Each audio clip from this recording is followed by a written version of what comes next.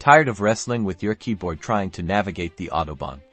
Let's get that Thrustmaster T80 wheel connected to Euro Truck Simulator 2 and driving smoothly. First things first, launch Euro Truck Simulator 2. Once you're at the main menu, head over to the Options panel. It's usually represented by a gear icon. In the Options menu, look for the Controls tab and click on it. This is where we'll tell the game about your wheel. Now, find the Input Wizard button. It's designed to help you easily configure your controller. Click on it to start the process. In the wizard, you'll see a drop-down menu for selecting your input device. Choose Thrustmaster T80 from the list. If it's not appearing, ensure your wheel is properly connected to your computer and that all drivers are up to date.